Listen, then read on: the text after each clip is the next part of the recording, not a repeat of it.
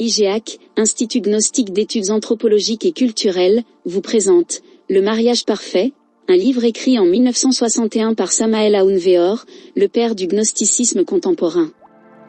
La version PDF du livre Le mariage parfait est en téléchargement gratuit sur le site internet www.igeac.org. Le lien d'accès est dans la description. Chapitre 19. L'initiation. L'initiation, c'est ta vie elle-même. Si tu veux l'initiation, écris-la sur un bâton.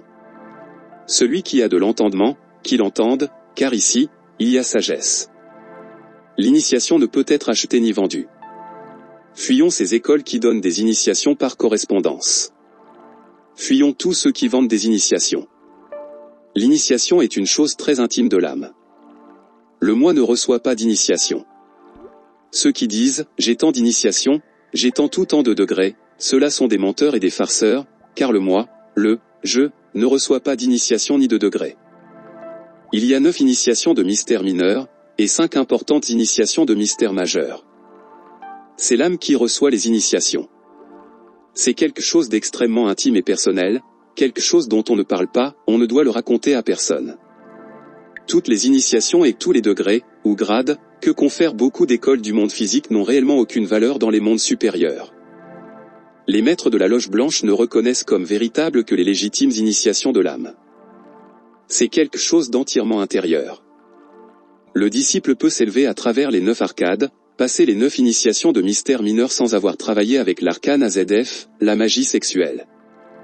Cependant, il est impossible d'entrer dans les mystères majeurs sans la magie sexuelle, le Maituna Yoga. En Égypte, quiconque atteignait la 9e sphère recevait inévitablement, de bouche à oreille, le secret terrible du grand arcane, l'arcane le plus puissant, l'arcane AZF. Les 3 épreuves du gardien du seuil. La première épreuve que doit affronter le candidat, c'est l'épreuve du gardien du seuil, celui-ci est le reflet du moi, son centre magnétique, son noyau profond. Nombreux sont ceux qui échouent dans cette terrible épreuve. Le néophyte doit invoquer, dans les mondes internes, son gardien du seuil. Un épouvantable ouragan, un terrifiant orage électrique, précède la formidable apparition. La larve du seuil est armée d'un terrible pouvoir hypnotique. Ce monstre a, réellement, toute l'horrible laideur de nos propres péchés. C'est le miroir vivant de nos propres turpitudes. La lutte est effroyable, face à face, corps à corps. Si le gardien triomphe sur le candidat, celui-ci reste l'esclave de l'horrible monstre. Si le candidat sort victorieux, le monstre du seuil s'enfuit, terrorisé. Alors, un son métallique fait tressaillir l'univers et le candidat est reçu dans le temple des enfants. Ceci nous rappelle cette phrase de l'hiérophant de Jésus, le Christ, tant que vous ne serez pas comme des enfants, vous ne pourrez entrer dans le royaume des cieux. Dans le temple des enfants, le candidat est accueilli par les saints maîtres. Leur joie est immense, car un être humain est entré sur le sentier de l'initiation. Tout le collège d'initiés, les enfants, félicite le candidat. Celui-ci a vaincu le premier gardien. Cette épreuve est passée dans le monde astral. Le gardien du seuil a un deuxième aspect, l'aspect mental. Nous devons savoir que le mental de l'homme n'est pas encore humain. Il se trouve au niveau animal. Chacun a, dans le plan mental, la physionomie animale qui lui correspond, selon son caractère. Le rusé est, dans le monde mental, un véritable renard. Le passionnel apparaît sous la forme d'un chien ou d'un bouc, etc. La rencontre avec le gardien du seuil dans le plan du mental est plus effrayante encore que dans le plan astral. Le deuxième gardien est, en réalité, le grand gardien du seuil mondial. La lutte contre le deuxième gardien est horrible au-delà de toute expression.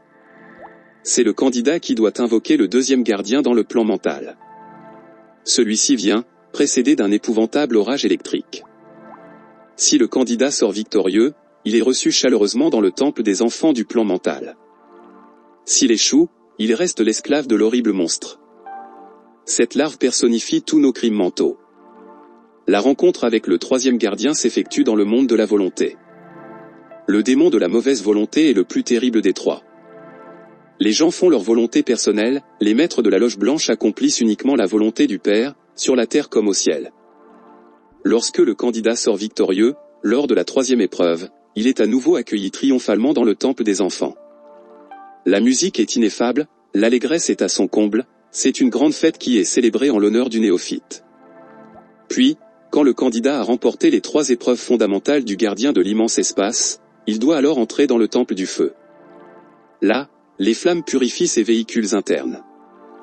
Les épreuves du feu, de l'air, de l'eau et de la terre. Dans la vieille Égypte des pharaons, ces 4 épreuves devaient être affrontées courageusement dans le monde physique. Aujourd'hui, le candidat doit passer les 4 épreuves des éléments dans les mondes suprasensibles. L'épreuve du feu. Cette épreuve doit éprouver la sérénité et la douceur du candidat. Les irascibles et les coléreux échouent inévitablement dans cette épreuve. Le candidat se voit persécuté, insulté, injurié, etc. Nombreux sont ceux qui réagissent violemment et retournent au corps physique, ayant totalement échoué.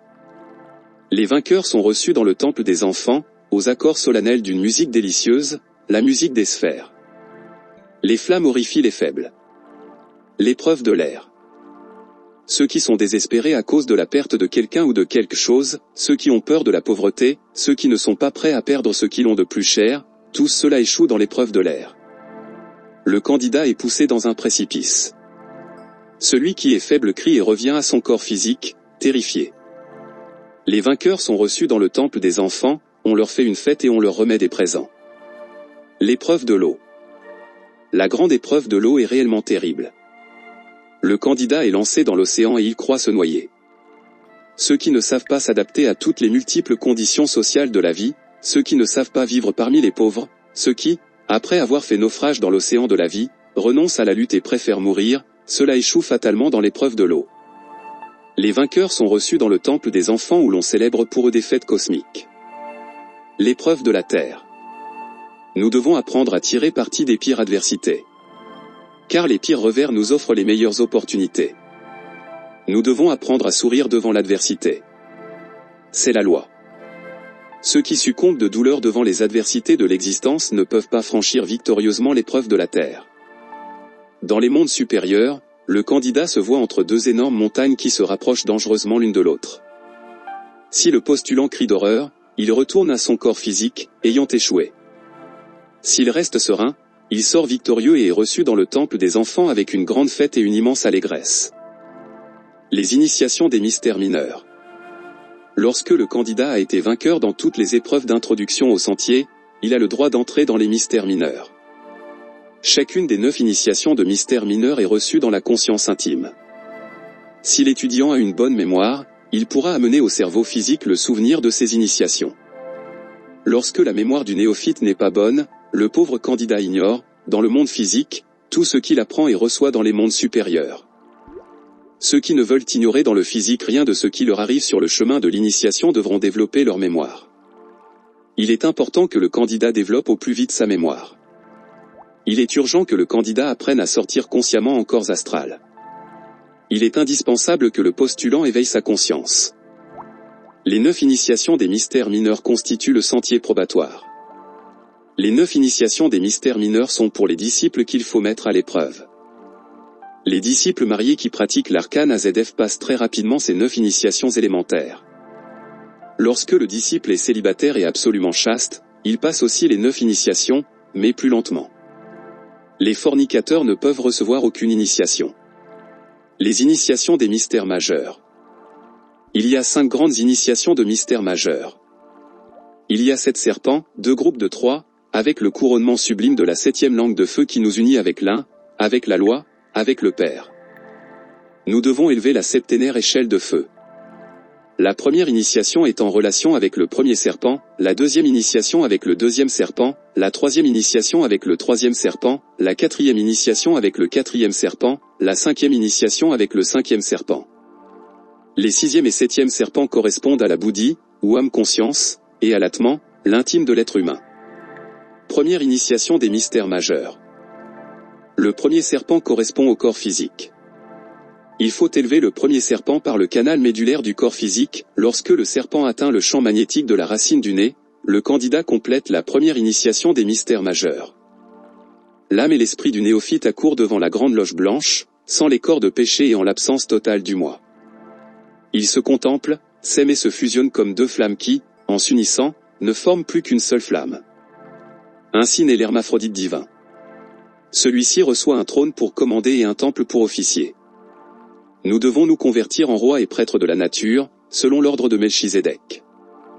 Celui qui reçoit la première initiation des mystères majeurs reçoit l'épée flamigère qui lui donne le pouvoir de commander aux 4 éléments de la nature. Il est nécessaire de pratiquer intensément la magie sexuelle pour élever le serpent sur la verge, comme l'a fait Moïse dans le désert. L'amour est la base, le fondement de l'initiation. Il faut savoir aimer. La lutte pour l'ascension du serpent est très dure. Le serpent doit monter lentement, degré par degré, le long des 33 vertèbres, le long des 33 degrés. À chacune des vertèbres, les ténébreux nous attaquent férocement. La Kundalini monte très lentement, conformément au mérite du cœur. Nous devons en finir avec tous nos péchés. Il faut de toute urgence fouler le sentier de la plus absolue sainteté. Il est indispensable de pratiquer la magie sexuelle sans le désir animal. Nous devons tuer non seulement le désir, mais aussi l'ombre même du désir. Il nous faut être comme le citron. L'acte sexuel doit être converti en une véritable cérémonie religieuse. La jalousie doit être éliminée, sachez que la jalousie passionnelle fait disparaître la paix du foyer. Deuxième initiation des mystères majeurs. Le deuxième serpent monte, au prix de grands efforts, par le canal médulaire du corps éthérique. Lorsque le deuxième serpent parvient au champ magnétique de la racine du nez, l'initié entre dans le temple pour recevoir la deuxième initiation des mystères majeurs. Il est bon de préciser que la personnalité humaine n'entre pas dans le temple. Elle reste à la porte, pour régler ses affaires avec les seigneurs du karma. À l'intérieur du temple, l'intime se crucifie avec son corps éthérique, c'est-à-dire que l'intime revêt le corps éthérique pour la crucifixion. C'est ainsi que le corps éthérique est christifié. Au cours de la deuxième initiation naît le Soma Pushikon, l'habit de noces, de l'âme, le corps d'or. Ce véhicule est constitué des 2 éthers supérieurs, le corps éthérique a 4 éthers, 2 supérieurs et 2 inférieurs. Nous pouvons, avec l'habit de noces de l'âme, pénétrer dans tous les départements du royaume. Cette initiation est très difficile. L'étudiant est durement éprouvé. S'il sort victorieux, le soleil de minuit brille et il en descend l'étoile à 5 pointes avec son œil central. Cette étoile se pose sur la tête du néophyte pour marquer qu'il est reçu. Le résultat de la victoire, c'est l'initiation. Troisième initiation des mystères majeurs. Le troisième serpent monte par le canal médulaire du spectre astral. Le troisième serpent doit parvenir au champ magnétique de la racine du nez puis, de là, descendre jusqu'au cœur par un chemin secret, le long duquel se trouve cette chambre sainte. Lorsque le troisième serpent arrive au cœur, alors naît un très bel enfant, l'astral Christ. Le résultat de tout ceci est l'initiation. Le néophyte doit passer, en corps astral, par tout le drame de la passion du Christ. Il doit être crucifié, mourir et être enseveli, il doit ressusciter et aussi descendre à l'abîme et y demeurer 40 jours, avant son ascension. La cérémonie suprême de la troisième initiation est reçue avec l'astral Christ. Sur l'autel apparaît Sanat Kumara, l'ancien des jours, pour nous conférer l'initiation. Quiconque parvient à la troisième initiation des mystères majeurs reçoit l'Esprit Saint. Il faut savoir aimer sa femme pour parvenir à cette initiation. L'union sexuelle doit être imprégnée d'un immense amour. Le phallus doit toujours pénétrer très doucement dans la vulve afin de ne pas maltraiter les organes de la femme. Chaque baiser, chaque parole, chaque caresse, doit être libre de tout désir. Le désir animal est un obstacle extrêmement grave pour l'initiation. Une foule de personnes puritaines, en lisant ces lignes, nous qualifieront d'immorales. Pourtant, ces gens ne sont pas scandalisés par les bordels et les prostituées. Ils nous insultent, mais ils sont incapables de s'élancer vers les quartiers où vivent les prostituées pour leur prêcher la bonne parole. Ils nous détestent, mais ils sont incapables d'abhorrer leurs propres péchés. Ils nous condamnent parce que nous enseignons la religion du sexe, mais ils ne sont pas capables de condamner leur propre fornication. L'humanité est ainsi. Quatrième initiation des mystères majeurs.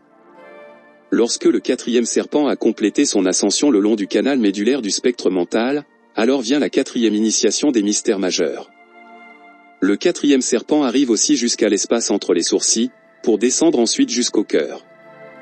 Dans le monde du mental, Sanat Kumara offre toujours la bienvenue au candidat en lui disant « Tu t'es libéré des 4 corps de péché. Tu es un Bouddha. Tu as pénétré dans le monde des dieux. Tu es un Bouddha. Quiconque se libère des 4 corps de péché est un Bouddha, tu es un Bouddha, tu es un Bouddha. La fête cosmique de cette initiation est grandiose. Le monde entier, tout l'univers, tressaille de joie en disant, un nouveau Bouddha est né. La divine mère Kundalini présente son fils au temple en disant, celui-ci est mon fils bien-aimé. Celui-ci est un nouveau Bouddha, il est un nouveau Bouddha, il est un nouveau Bouddha. Les saintes femmes félicitent le candidat et lui donnent un baiser sacré. La fête est terriblement divine. Les grands maîtres du mental extraient du spectre mental le bel enfant du mental Christ. Celui-ci naît au cours de la 4e initiation des mystères majeurs. Quiconque reçoit la 4e initiation gagne le nirvana. Le nirvana est le monde des dieux saints. Celui qui parvient à la 4e initiation reçoit le globe de l'impérator du mental. Au-dessus de ce globe resplendit une croix. Le mental doit être crucifié et stigmatisé lors de l'initiation. Dans le monde du mental brille avec éclat le feu universel. Chacune des 33 chambres du mental renferme de terribles vérités qui nous sont enseignées au fur et à mesure de l'ascension de la Kundalini. 5e initiation des mystères majeurs. Le 5e serpent monte par le canal médulaire de cet embryon de l'âme que nous avons incarné. Le 5e serpent doit atteindre l'espace entre les sourcils, puis descendre jusqu'au cœur. Lors de la 5e grande initiation naît le corps de la volonté consciente. Quiconque naît dans le monde de la volonté consciente incarne son âme, inévitablement. Quiconque incarne son âme se convertit en un homme véritable, doté d'une âme. Tout homme véritable, immortel et complet est un véritable maître. Personne n'a le droit, avant la 5e initiation des mystères majeurs, de porter le titre de maître. Nous apprenons, au moment de la 5e initiation, à faire la volonté du Père. Nous devons apprendre à obéir au Père. C'est la loi. Lors de la 5e initiation, nous devons nous décider pour l'un ou l'autre des deux chemins, ou bien rester dans le nirvana pour y jouir du bonheur infini de l'espace sacré qui n'a pas de limite, partageant la vie des dieux ineffables, ou bien renoncer à cet immense bonheur et continuer à vivre dans cette vallée de larmes afin d'aider la pauvre humanité souffrante. Ce dernier sentier est celui du long et amer devoir. Quiconque renonce au nirvana par amour pour l'humanité, après avoir gagné et perdu le nirvana par amour pour l'humanité, pourra se mériter, plus tard, l'initiation vénuste. Quiconque reçoit l'initiation vénuste incarne le Christ interne. Il existe, dans le nirvana, des millions de Bouddhas qui n'ont pas incarné le Christ. Il vaut mieux renoncer au nirvana par amour pour l'humanité et avoir ainsi le bonheur d'incarner le Christ. L'homme Christ pénètre dans des mondes de félicité supranirvanique, plus tard, dans l'absolu. Le mariage parfait. Le sentier de la réalisation cosmique, c'est le chemin du mariage parfait. Victor Hugo, le grand humaniste initié, écrivait, au sujet de l'homme et de la femme. L'homme est la plus élevée des créatures, la femme est le plus sublime des idéaux. Dieu a fait pour l'homme un trône, pour la femme un autel. Le trône exalte, l'autel sanctifie. L'homme est le cerveau, la femme le cœur. Le cerveau fabrique la lumière, le cœur produit l'amour. La lumière féconde, l'amour ressuscite. L'homme est fort par la raison. La femme est invincible par les larmes. La raison convainc, les larmes émeuvent. L'homme est capable de tous les héroïsmes, la femme de tous les martyrs. L'héroïsme ennoblit, le martyr sublime. L'homme a la suprématie, la femme la préférence. La suprématie signifie la force, la préférence représente le droit. L'homme est un génie, la femme un ange. Le génie est incommensurable, l'ange indéfinissable. L'aspiration de l'homme est la suprême gloire, l'aspiration de la femme, c'est l'extrême vertu. La gloire fait tout ce qui est grand, la vertu fait tout ce qui est divin. L'homme est un code, la femme un évangile. Le code corrige, l'évangile parfait. L'homme pense, la femme songe. Penser, c'est avoir dans le crâne une larve, songer, c'est avoir sur le front une auréole. L'homme est un océan, la femme est un lac. L'océan a la perle qui orne, le lac, la poésie qui éclaire. L'homme est un aigle qui vole. La femme est le rossignol qui chante. Voler, c'est dominer l'espace, chanter, c'est conquérir l'âme. L'homme est un temple, la femme est le sanctuaire. Devant le temple nous nous découvrons, devant le sanctuaire nous nous agenouillons. Enfin, l'homme est placé où finit la terre, la femme où commence le ciel. Ces phrases sublimes du grand initié humaniste Victor Hugo invitent à vivre le sentier du mariage parfait. Béni soit l'amour. Bénis soient les êtres qui s'adorent. Les aliments du serpent. Le sentier initiatique est tout entier fondé sur le serpent. Celui-ci a sa nourriture cosmique spéciale. Il existe 5 éléments de base connus, desquels se nourrit le serpent, à savoir, la terre philosophique, l'eau élémentale des sages, le feu élémental, l'air élémental et l'éther. Dans ces 5 éléments vivent les élémentaux de la nature, les gnomes habitent la terre philosophique, les ondines vivent dans l'eau, les sylphides dans l'air, les salamandres dans le feu, les punktas dans l'éther.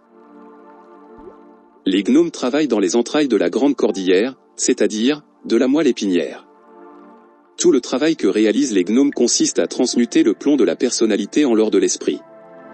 La matière première est la liqueur séminale. Le fourneau du laboratoire, c'est le chakra coccygien. L'eau et la liqueur séminale et les 2 cordons sympathiques, Ida et Pingala, constituent la grande cheminée par où s'élèvent les vapeurs séminales jusqu'au distillateur qui est le cerveau. Le travail des gnomes est totalement alchimique. La transmutation métallique est la base de l'initiation. La matière première, materia prima, doit être transmutée en l'or philosophal. Les gnomes ont besoin du feu des salamandres et de l'eau des ondines. Les gnomes ont aussi besoin de l'air vital et des sympathiques sylphes du mental pour qu'ils poussent les vapeurs séminales vers l'intérieur et vers le haut. Le résultat de toutes ces opérations, c'est la transmutation du plomb en or. Lorsque l'aura de l'initié est en or pur, l'œuvre a été réalisée totalement. La région de la terre va des pieds jusqu'aux genoux, son mantra est là. La région de l'eau se trouve entre les genoux et l'anus, son mantra est Vea. La région du feu se trouve entre l'anus et le cœur, son mantra est Terra. La région de l'air est comprise entre le cœur et la racine du nez, son mantra fondamental est YA. La région de l'éther s'étend de la racine du nez au sommet de la tête, et son mantra est Asha. Le serpent de feu se nourrit des 5 éléments de base. Nous comprenons maintenant pourquoi le néophyte doit passer par les épreuves de la terre, de l'eau, du feu et de l'air. Les purifications et sanctifications en rapport avec ces éléments de la nature alimentent le serpent et lui permettent d'accomplir son ascension le long de la cordillère sacrée de la moelle épinière. L'ascension du serpent s'avère impossible sans les purifications et sanctifications de ces 4 éléments. Brahma est le dieu de la terre. Narayana est le dieu de l'eau. Rudra est le dieu du feu. Ishwara est le dieu de l'air. Sudashiva est le dieu de l'éther. En méditant sur ces dieux ineffables, nous pouvons obtenir d'eux qu'ils nous aident dans l'éveil des chakras, roues, ou disques, du corps vital. Il convient de faire vibrer ces centres magnétiques, dans le but de les préparer pour l'avènement du feu. Méditez et vocalisez le mantra de chaque élément. Concentrez votre attention sur chacun de ces dieux élémentaux et implorez-les de vous aider à éveiller vos chakras, c'est ainsi que vous vous transformerez en occultiste pratique. Le laboratoire du 3e logo. La Terre a 9 strates, et le laboratoire du 3e logo est situé dans la 9e. À vrai dire, la 9e strate de la Terre occupe tout le centre de la masse planétaire. C'est là que se trouve le Saint 8, le divin symbole de l'infini. Ce symbole représente le cerveau, le cœur et le sexe du génie planétaire. Le nom de ce génie est Shangam. Le centre du Saint 8 correspond au cœur, et les extrémités supérieures et inférieures, au cerveau et au sexe, respectivement. Tous les êtres de la Terre sont constitués sur cette base, sur ce modèle. La lutte est terrible, cerveau contre sexe contre cerveau et, ce qui est le plus terrible, ce qui est le plus grave et douloureux, c'est cette lutte cœur contre cœur.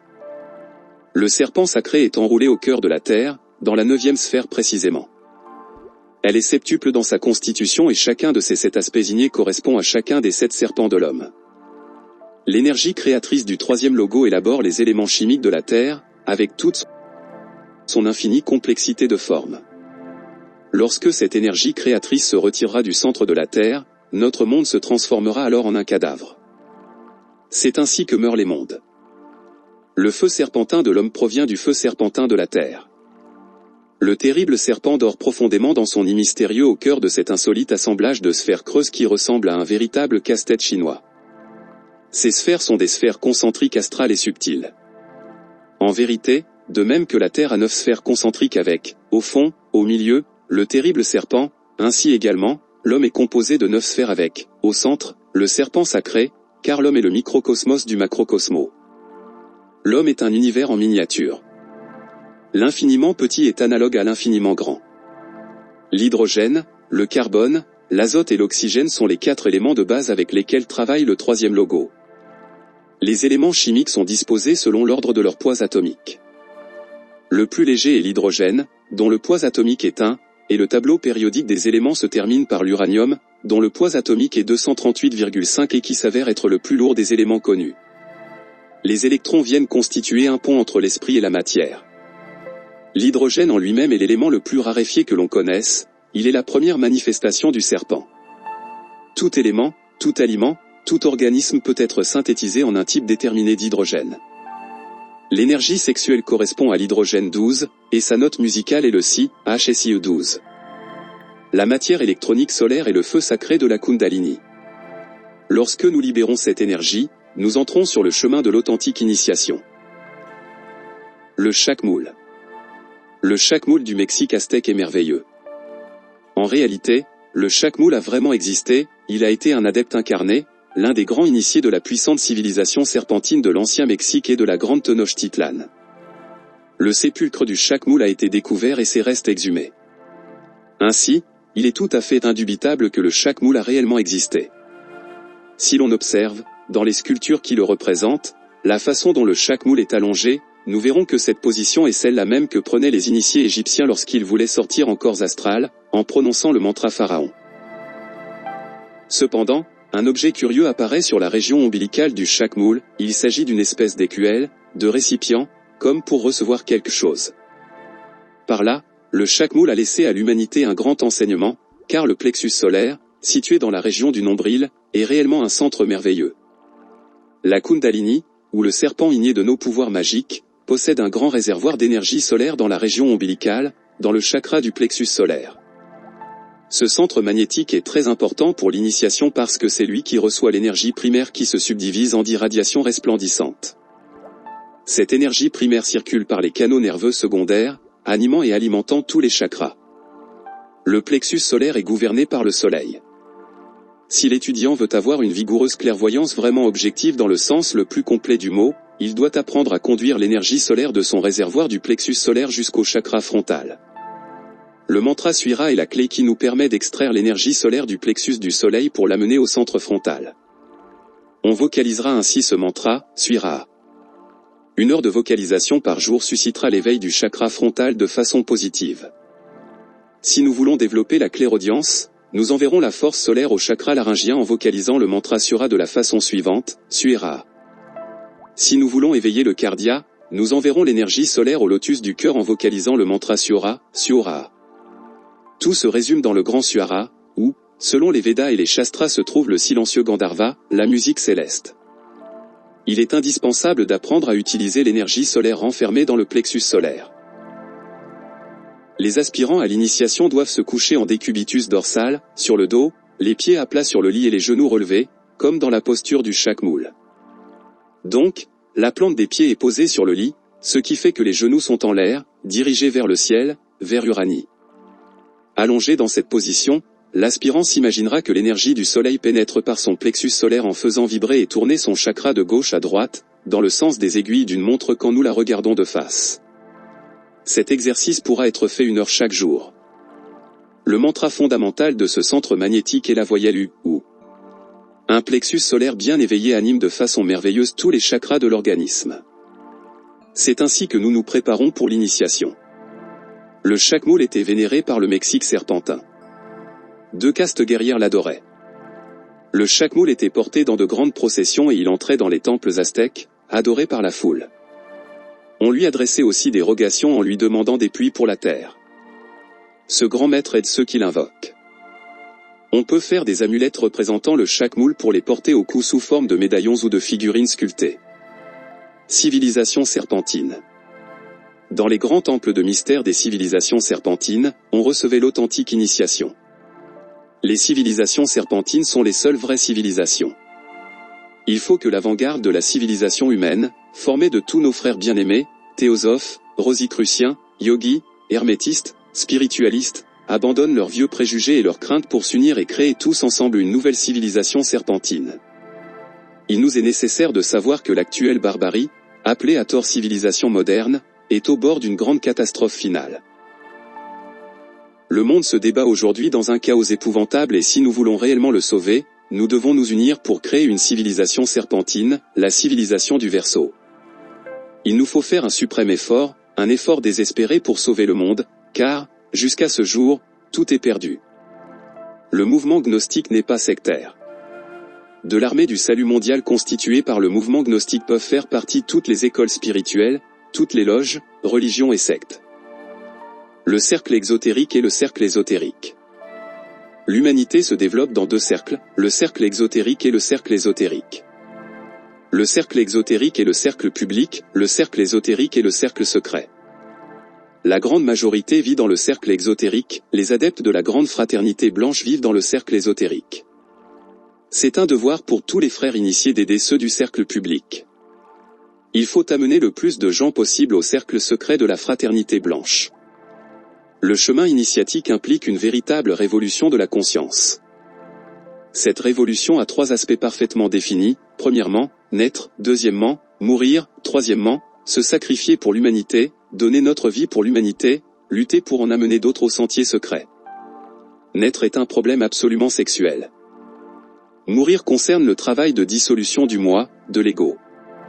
Le sacrifice pour les autres, c'est de l'amour. Il existe, dans le cercle public, des milliers d'écoles, de livres, de sectes, d'enseignements contradictoires, de théories, etc. C'est un vrai labyrinthe d'où ne sort que le plus fort. Toutes ces écoles sont assurément utiles. Nous trouvons en elles des grains de vérité. Toutes les religions sont saintes et divines, toutes sont nécessaires. Cependant, seuls les plus forts découvrent le chemin secret. Ce chemin est détesté à mort par les infrasexuels, ceux-ci se croient plus parfaits que le troisième logo. Les infrasexuels ne pourront jamais trouver le sentier secret, le sentier du tranchant du couteau. Le sentier secret, c'est la sexualité.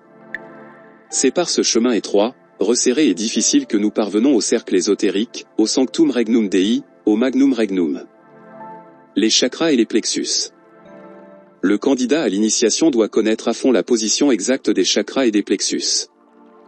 Le chakra fondamental se trouve à la base de l'épine dorsale, et il émerge de la quatrième vertèbre sacrée, il est relié au plexus coccygien. Le chakra splénique est situé sur la rate, et il part de la première vertèbre lombaire, il correspond au plexus splénique. Ce centre obéit au plexus solaire. Nous devons cependant reconnaître que le véritable deuxième centre, c'est le centre prostatique ou utérin et non le splénique. Le chakra ombilical prend racine au niveau de la huitième vertèbre dorsale et est relié au plexus solaire.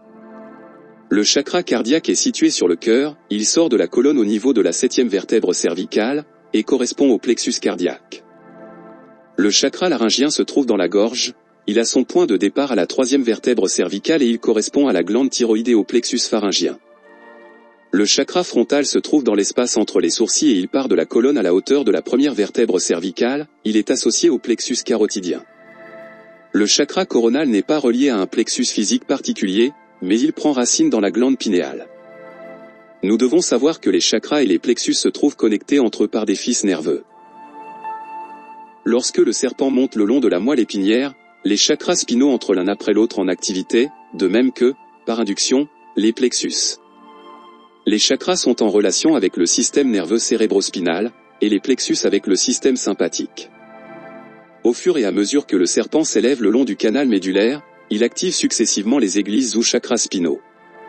Ceux-ci, à leur tour, font vibrer, par un phénomène d'induction électrique, les plexus sympathiques qui leur correspondent.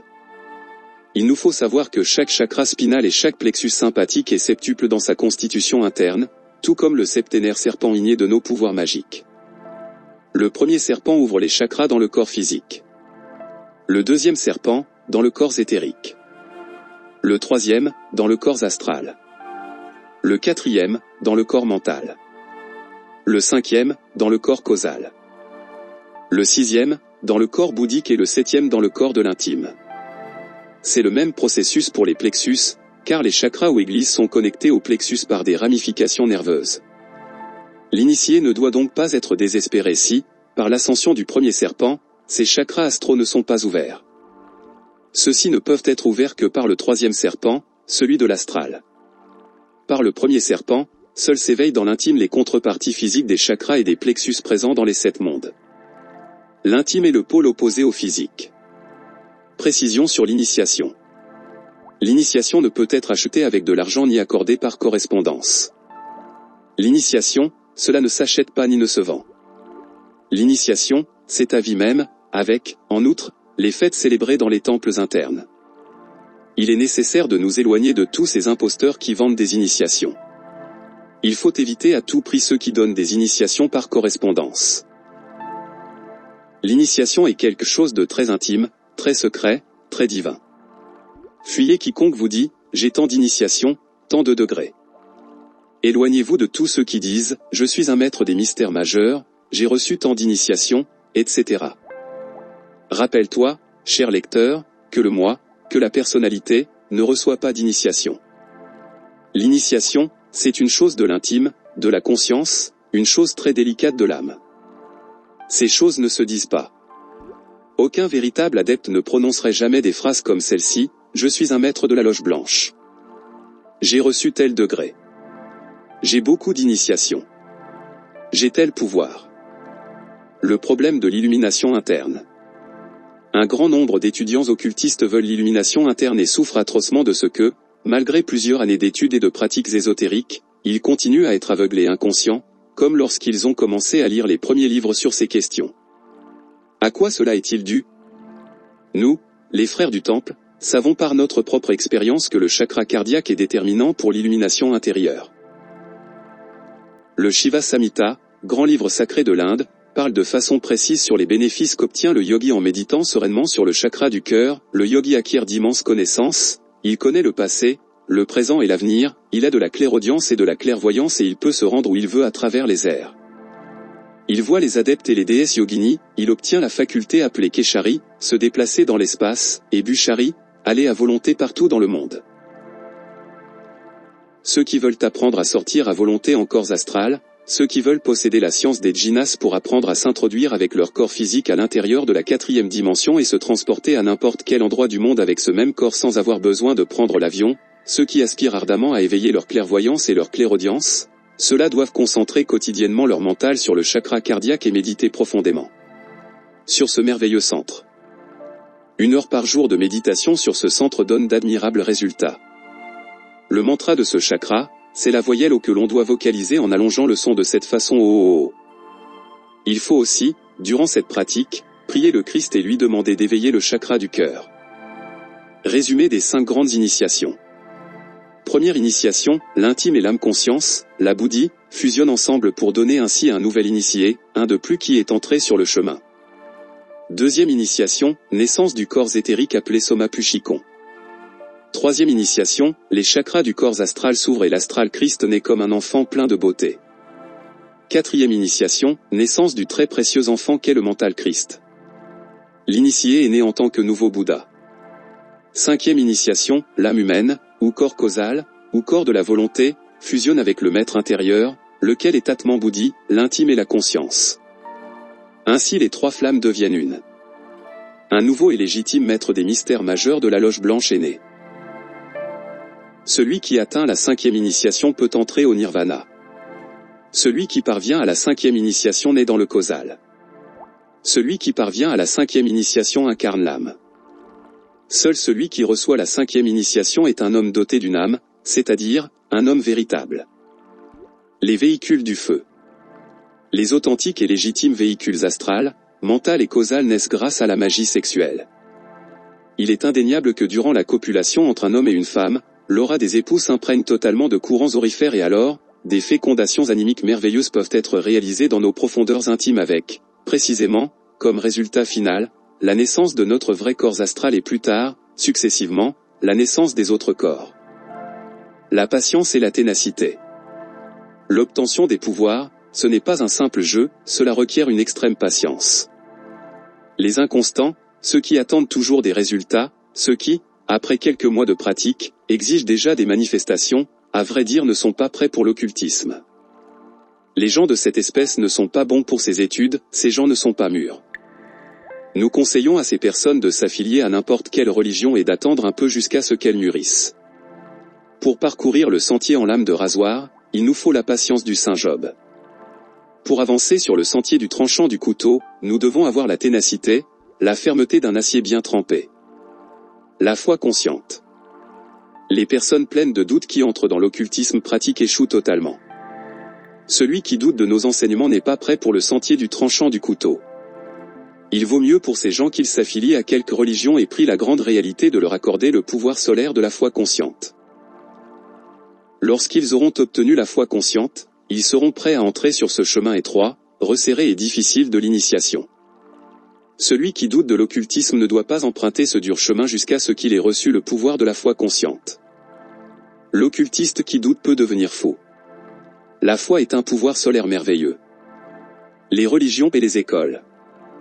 Toutes les religions et toutes les écoles spirituelles qui existent dans le monde sont absolument nécessaires, elles servent d'antichambre avant de pénétrer dans le temple de sagesse. Nous ne devons jamais nous prononcer contre ces écoles et ces religions parce qu'elles ont toutes un rôle indispensable à jouer dans le monde. Nous recevons, dans ces écoles et religions, les premières lumières de la spiritualité.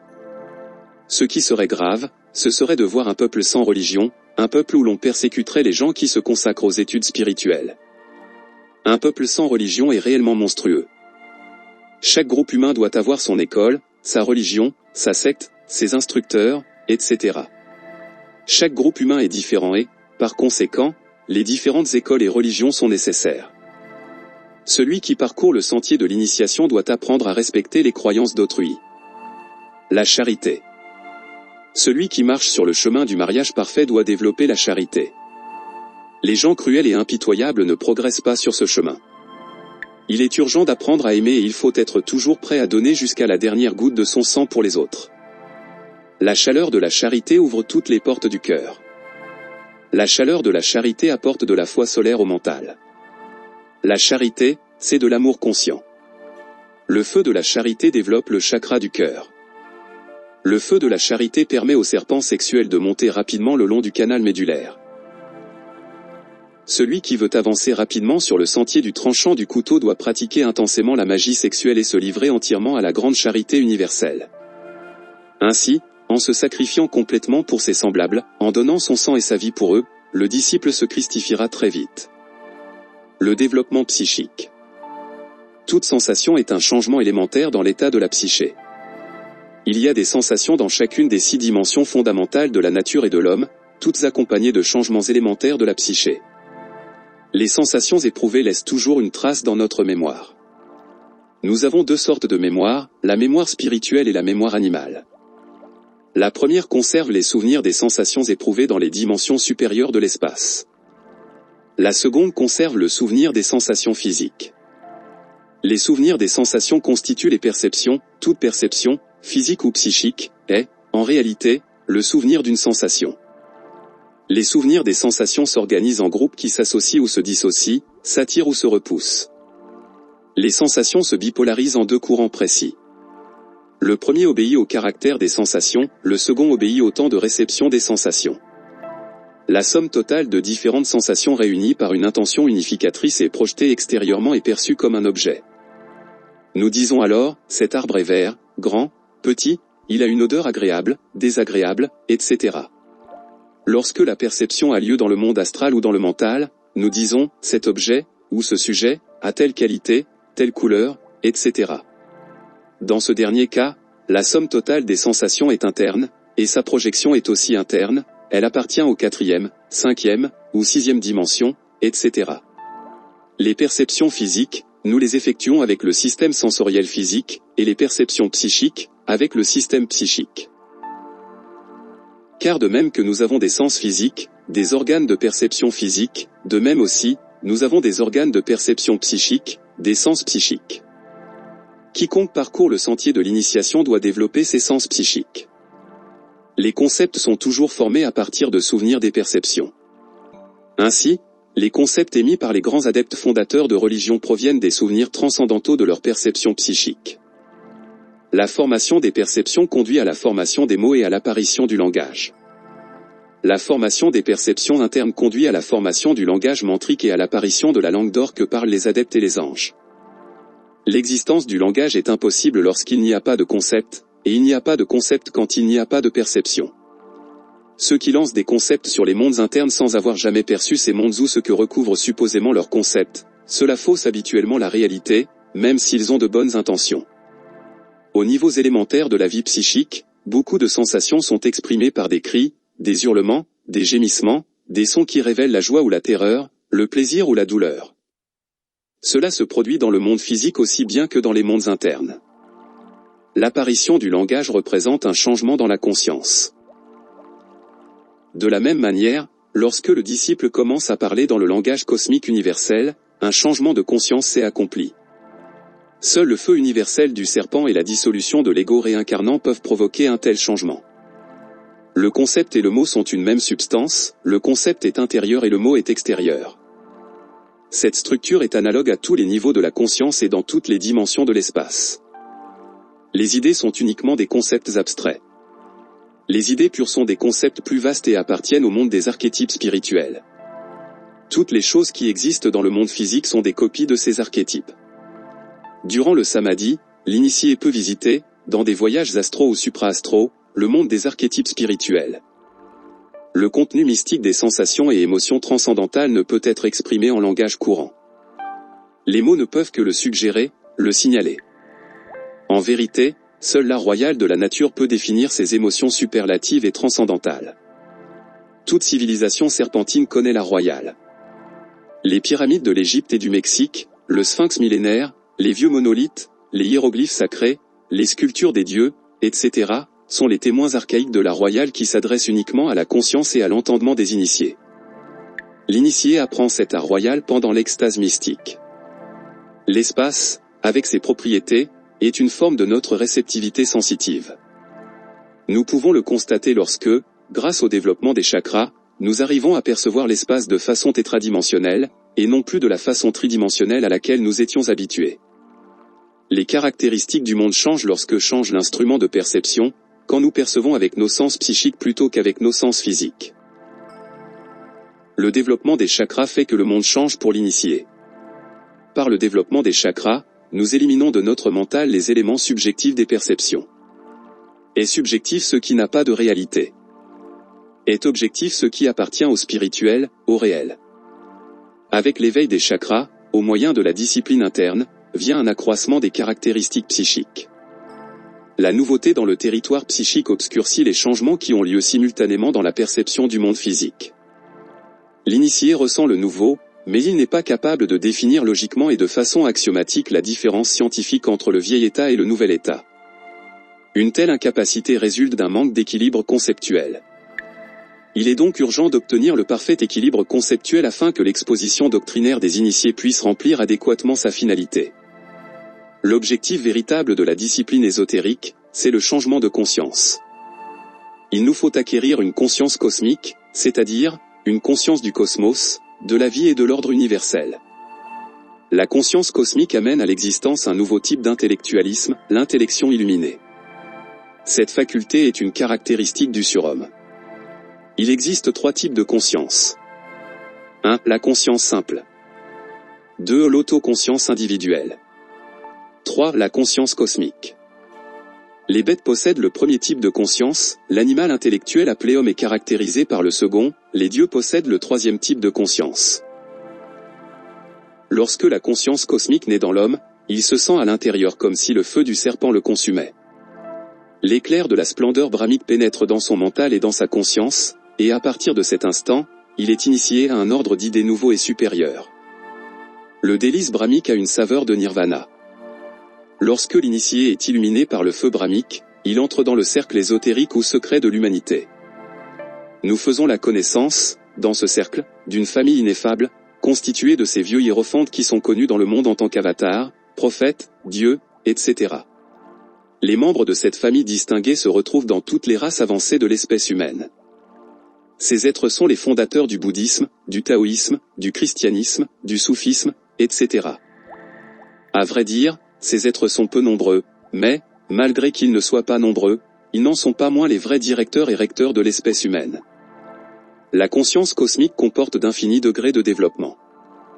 La conscience cosmique d'un nouvel initié est inférieure à celle d'un ange et celle d'un ange ne peut être aussi développée que celle d'un archange. Dans tout cela, il y a des degrés et des degrés. C'est l'échelle de Jacob. Il s'avère impossible de parvenir à la conscience cosmique sans la sainteté. Et il est impossible d'obtenir la sainteté sans l'amour. L'amour est le chemin de la sainteté. La manifestation la plus grandiose de l'amour a lieu durant la magie sexuelle. À ce moment-là, l'homme et la femme ne forment plus qu'un seul être, hermaphrodite et terriblement divin. La magie sexuelle offre toutes les conditions internes qui sont nécessaires pour recevoir la splendeur brahmique. La magie sexuelle accorde aux dévots tous les éléments innés indispensables pour la naissance de la conscience cosmique. Une certaine culture est requise pour l'apparition de la conscience cosmique. Cette culture opère l'éducation des éléments qui sont en affinité avec la conscience cosmique et l'élimination des éléments contraires à la conscience cosmique. Le trait le plus caractéristique des individus qui sont prêts à recevoir la conscience cosmique réside en ce qu'ils regardent le monde comme Maya, illusion. Ils pressentent que le monde tel que les gens le voient n'est qu'une illusion, et ils cherchent la grande réalité, le monde spirituel, le monde véritable, ce qui est au-delà de l'illusion. Pour que naisse la conscience cosmique, il faut que l'homme s'engage à fond dans le spirituel, à la recherche de la réalité intérieure. La magie sexuelle offre à l'initié toutes les opportunités, tout ce qui permet d'obtenir la splendeur brahmique et la naissance de la conscience cosmique. Il est indispensable de combiner la magie sexuelle avec la méditation interne et la sainteté. Nous nous préparons ainsi pour recevoir la splendeur brahmique.